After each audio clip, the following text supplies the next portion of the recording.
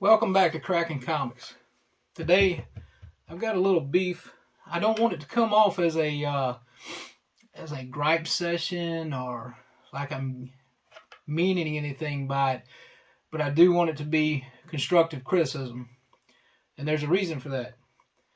And this is about CGC and CBCS and the way that some things are going down here lately. I think there's a lot of room for improvement, particularly not on the grading side. The grading is great. CBCS is grading great. CGC is great as far as their grading. Their time on getting their books back, totally different story. And I know that they're trying to hire people here and there, left and right. I don't know where they're getting these people from, but they need to look at their QC aspect of things, because that's where your problem lies.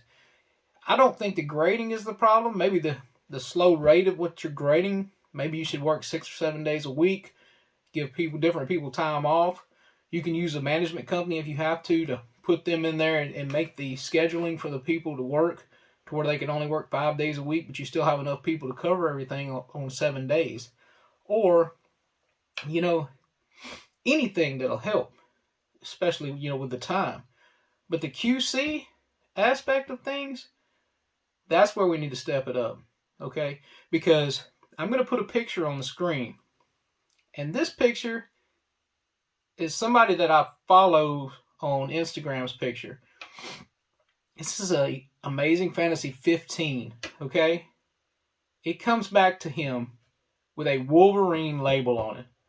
There is no reason that a book of that caliber that he's paying extra by the percentage for to get graded should come back with a Wolverine label, even if he accidentally hit the Wolverine label, right? He's got a phone number in the system. Call his phone number. Ask him a question. Hey, did you really mean to hit Wolverine label, or was you trying for the Spider-Man label maybe? It's a simple question, and it could cause a lot less problem with one phone call. And anybody who knows anything about comic books knows that this guy does not want a Wolverine label on an Amazing Fantasy 15 book. He would have to be totally brain dead to do that, okay? And I do realize there are brain dead people out there, but let's give him a call and give him the benefit of the doubt to make sure he's not brain dead, right? Because he's not. This guy knew what he wanted.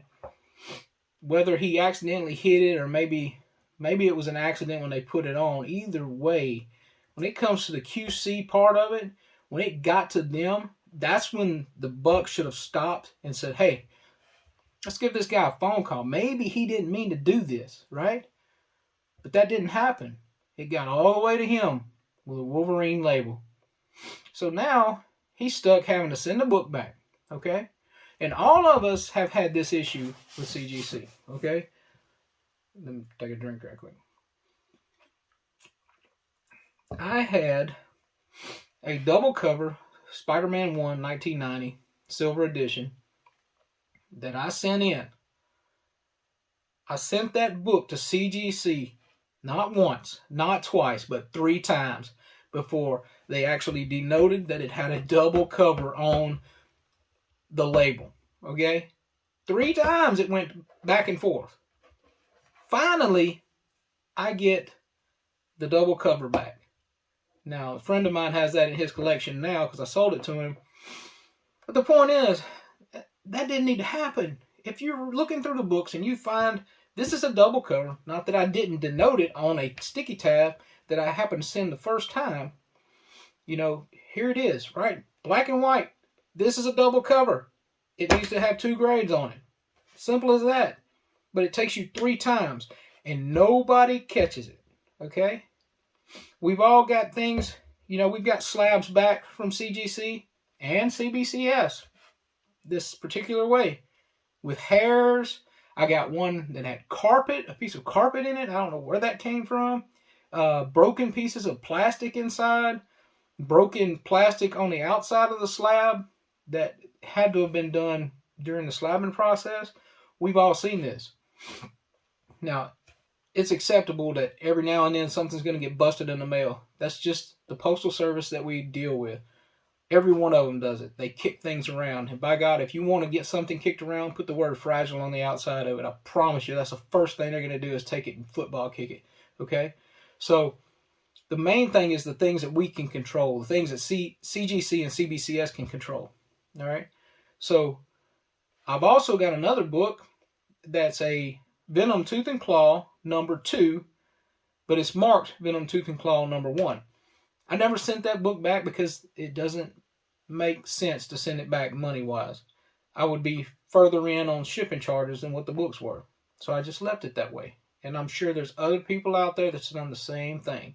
Okay?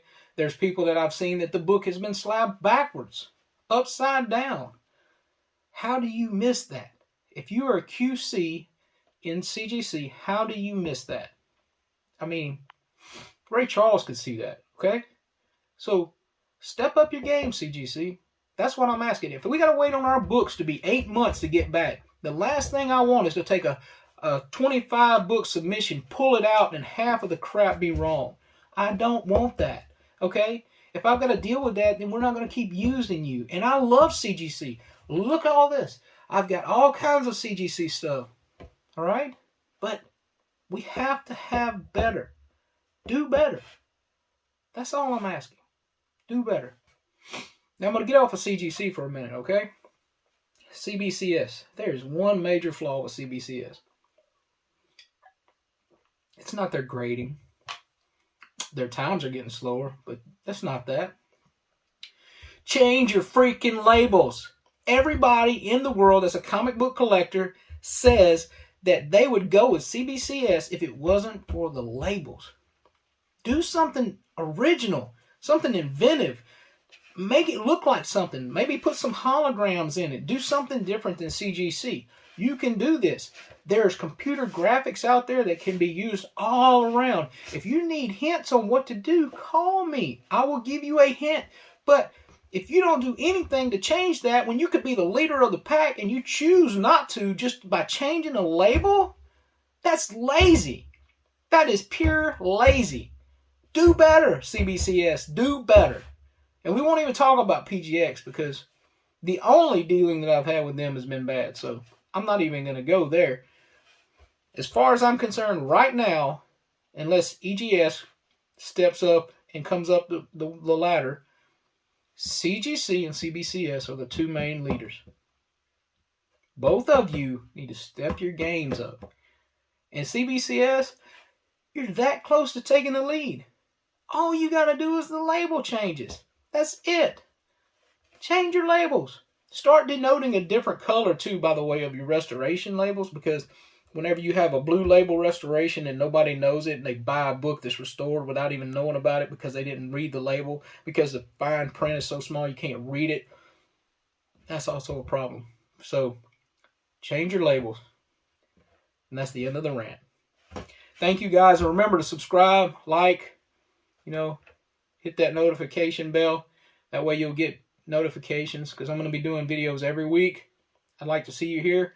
I'd like to get more subscribers. So just hit all those buttons down there. Just press away.